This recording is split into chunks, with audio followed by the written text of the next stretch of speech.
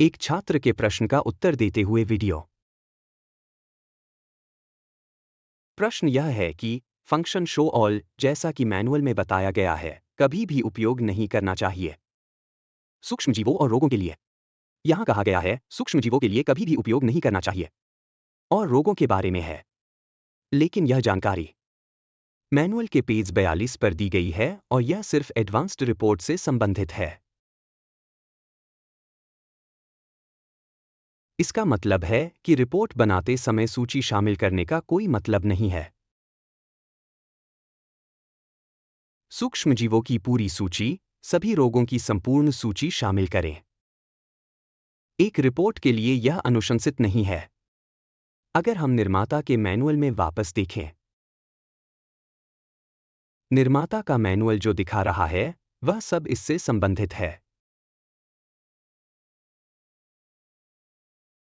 Report देखने के लिए कहता है। आप यहां देख सकते हैं कि यह रिपोर्ट देखने के लिए कहता है। मैं एक उदाहरण देता हूं। यहां हमारे पास सिर की माप है और देखिए यहां रिपोर्ट देखने के लिए कहता है। और अगर हम यहां प्रवेश करते हैं तो यह एडवांस्ड रिपोर्ट कहता है। और यहां हम फिर से उन्नत रिपोर्ट के साथ आपसे मिलते हैं। और यहां वह हिस्सा है जहां यह कहता है कि सभी तत्वों को स्कैन करें। अगर हम सभी तत्वों को स्कैन करने पर क्लिक करते हैं और प्रिंट करते हैं तो हम वास्तव में एक विस्तृत रिपोर्ट तैयार करने जा रहे हैं जिसमें बहुत सारे तत्व शामिल हैं जिसका कोई मतलब नहीं है। उदाहरण के लिए मैंने एक परीक्षण किया सभी तत्वों को चिह्नित करने का। मैं वापस जा रहा हूं और देखिए एक विशाल सूची देना जिसमें सभी रोगों और सभी की पूरी सूची शामिल हो। सूक्ष्मजीवों का अध्ययन करने का कोई मतलब नहीं है, यह व्यावहारिक नहीं है और कोई खास उपयोगिता भी नहीं रखता। मैं एक उदाहरण देता हूं। यहां हमारे पास प्रोस्टेट की माप है। पूरी सूची दिखाने का विकल्प चालू है, इसलिए यह प्रोस्टेट से जुड़ी सभी बीमारियों की पूरी सूची प्रदर्शित कर रहा है। हम इसे स्पेक्ट्रल समानता के क्रम में देख सकते हैं या फिर हम इसे व्यवस्थित भी कर सकते हैं वर्णमाला के क्रम में। और यहां देखिए क्या होता है जब मैं सब दिखाएं पर क्लिक करता हूं। यह बस एक फिल्टर, यानी जब सब दिखाएं पर क्लिक करते हैं तो यह फिल्टर करके हमें दिखाता है केवल लिंग और यौनिकता से संबंधित रोग। पुरुषों से संबंधित देखिए prostate prostate prostate prostate prostate prostate. यह यानी फिल्टर करने पर सभी दिखाएं पर क्लिक करने से यह एक ऐसा फिल्टर है जो हमें दिखाता है प्रोस्टेट से संबंधित सभी तत्वों को। लेकिन उचित विश्लेषण और उचित उपचार योजना के लिए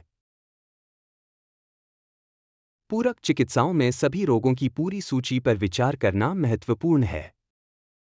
लेकिन साथ ही सूक्ष्मजीवों की संपूर्ण सूची पर भी ध्यान देना आवश्यक है। अब मैं जो समझाने जा रहा हूं वह इस प्रकार है।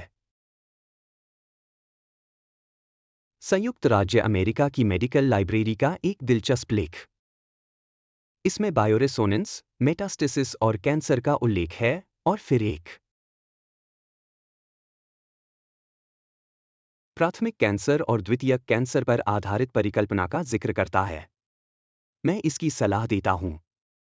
इस शोध को पढ़ना बहुत महत्वपूर्ण है क्योंकि यह समझने के लिए आवश्यक है कि क्यों हमेशा किसी अंग से जुड़ी सभी बीमारियों का विश्लेषण करना चाहिए और सभी सूक्ष्मजीवों का विश्लेषण करना चाहिए जो किसी अंग से जुड़े होते हैं, क्योंकि यह बीमारी शरीर के एक हिस्से से शुरू होकर दूसरे हिस्सों में फैल सकती है।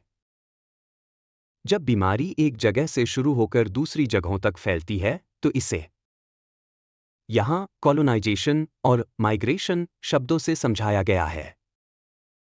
आप Ctrl+F की का उपयोग करके कॉलोनाइजेशन शब्द ढूंढ सकते हैं। मैं यह अपनी भाषा में कर रहा हूं और अब मैं दिखाऊंगा कि इस अवधारणा का क्या अर्थ है। कॉलोनाइजेशन यानी यह एक द्वितीयक स्थान पर फैलती है, यह रोग विज्ञान है। यह एक स्थान से शुरू होता है और एक स्थान से दूसरे स्थान की ओर बढ़ता है। और यह बहुत दिलचस्प है।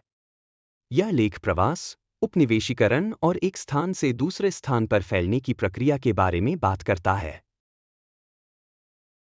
और मैं अनुशंसा करता हूं कि आप परिकल्पना की परिभाषा देखें, जहां यह कहता है कि परिकल्पना कैंसर के दो पहलू हैं, प्राथमिक कैंसर और मेटास्टेसिस, और यह बताता है कि इनका एक ही मूल है, यानी दो ट्यूमर जिनकी उत्पत्ति एक समान है।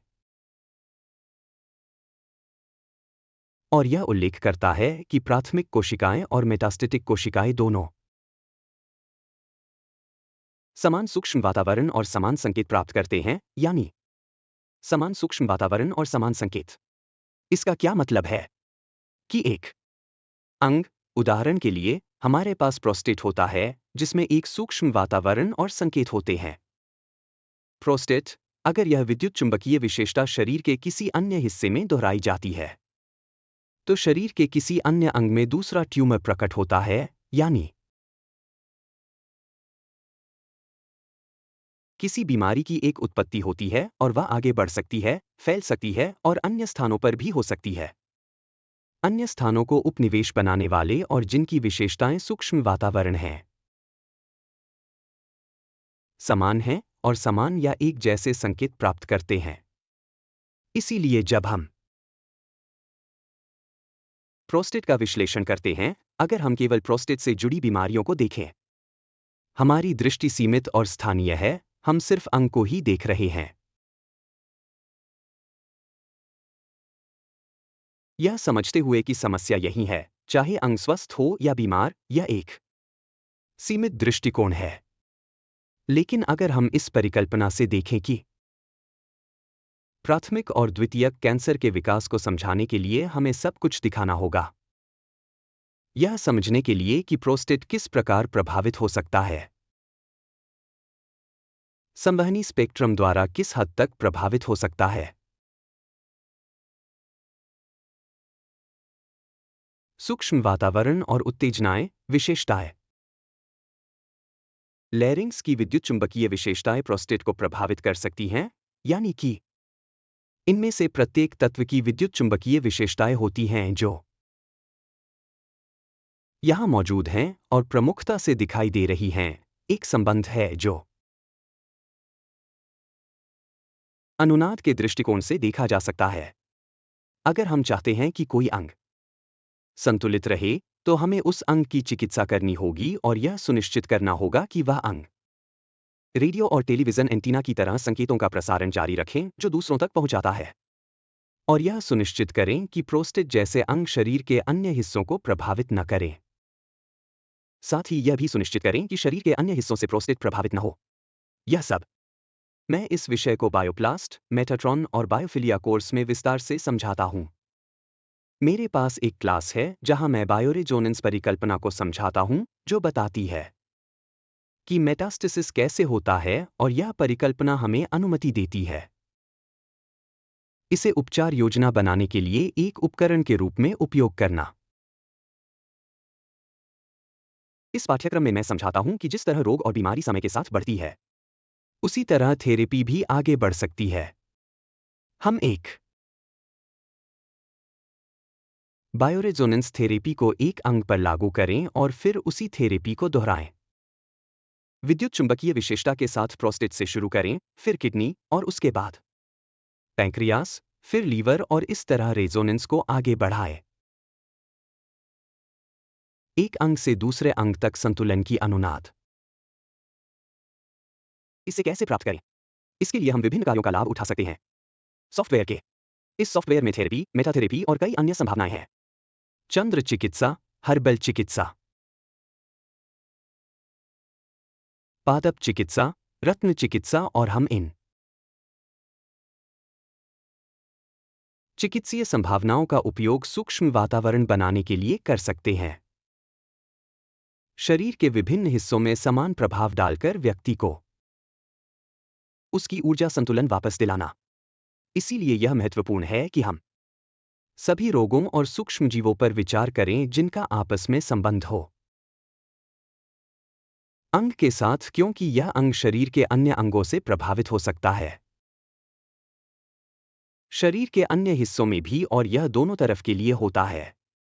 प्रोस्टेट दूसरे अंग को प्रभावित कर सकता है और अन्य अंग भी प्रोस्टेट को प्रभावित कर सकते हैं, इसीलिए हमें एक समग्र दृष्टिकोण रखना होगा।